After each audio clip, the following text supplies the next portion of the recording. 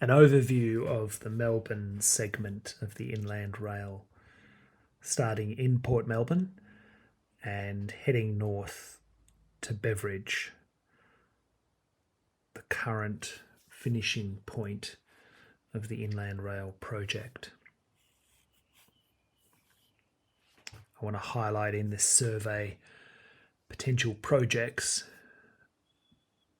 where the rail line may not have enough clearance. And the first major one takes place after the Bunbury Street rail bridge, and that is the Bunbury Street Tunnel. And I'm not sure what the clearance for this tunnel is, but it could be substantial if it's not 7+ metres. The next major piece of work is just west of Footscray Station.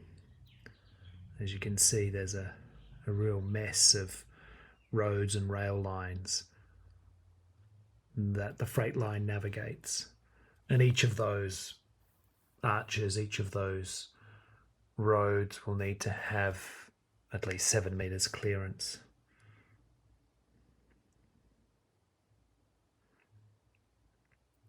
Just west of Footscray is an area known as Tottenham, and that has been identified on some of the inland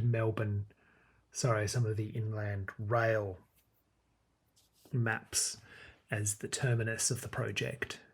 Beveridge is most often identified as the terminus, but obviously the rail will need to get to Port Melbourne eventually.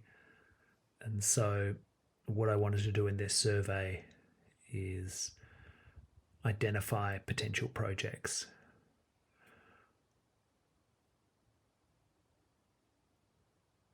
After this area called Tottenham, the rail line curves northeast and goes just south of the airport. Just after the Sunshine train station, it'll turn at Albion and turn north.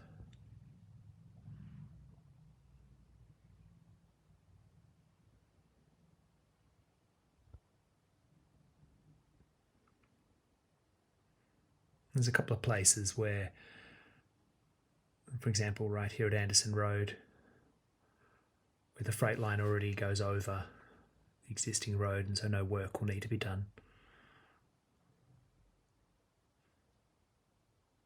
But then there's other major roads like Ballarat Rd here, where if the clearance isn't already 7+ metres, there'll need to be major changes. And here's the turn to the northeast.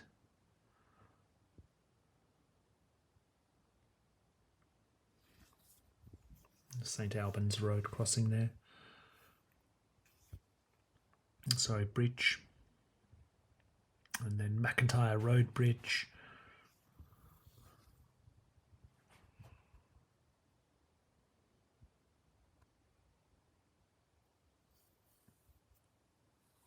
And this is then a long stretch where there'll be no work that's required.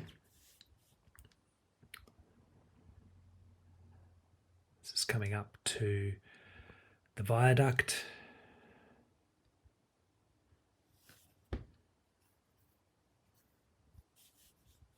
Which I think has the capacity to take heavier loads.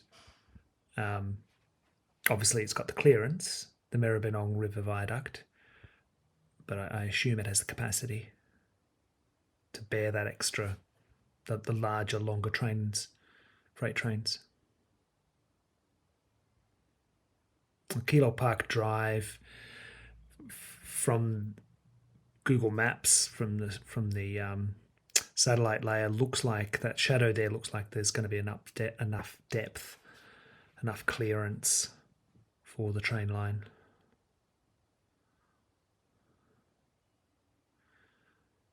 And some of these Like the Calder Freeway here, some of these spots are really major and hopefully have been engineered with enough clearance, otherwise they'll need to be adjusted.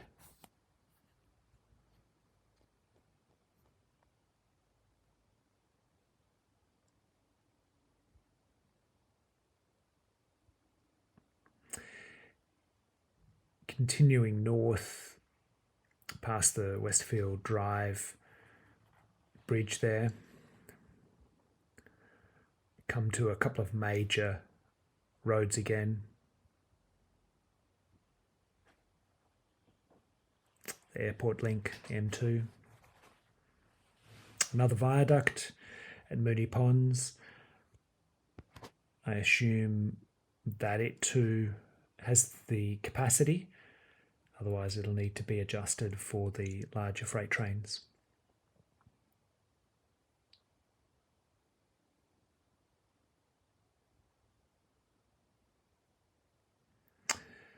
Here there is some good news. Obviously, the Pascoe Vale Rd will need to either need to be adjusted or maybe it has the clearance space, but at least the Western Ring Road doesn't need any changes. Just head straight over the M80.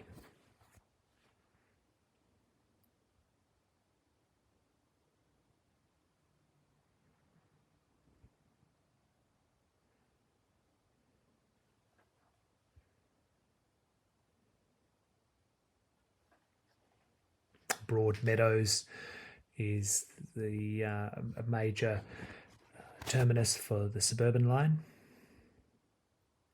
There's also a cheap way to get to the airport via a bus from that station. I'll put a link to the bus line in the show notes.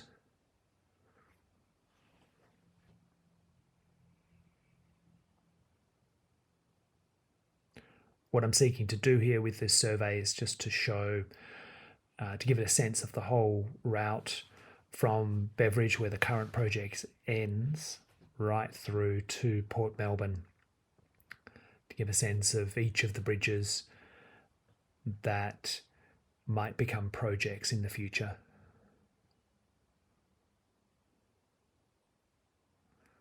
This is the Keilor Station pedestrian overpass, which from this height looks like it may have the clearance necessary.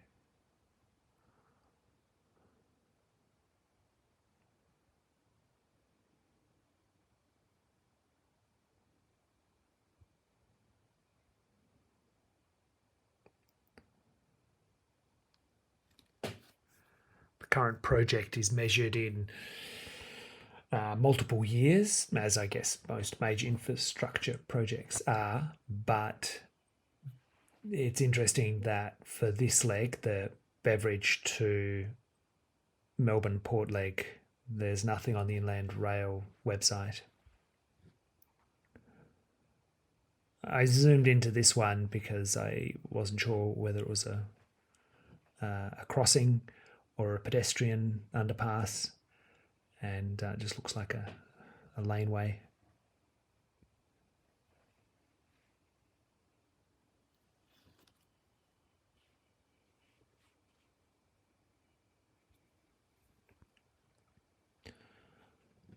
As we leave the city, there's only really one last bridge, and that's this one here, the C722. That highway is the last, or if you're coming into Melbourne, the first bridge, the first project, or if you're going out of Melbourne, the last project. It crosses the Craigieburn bypass, the M31, and there's no work that needs to be done there. And so from here through to Beveridge, there's just regular rail crossings for each of the roads, and no more bridges until you get up into the country and the Hume Highway.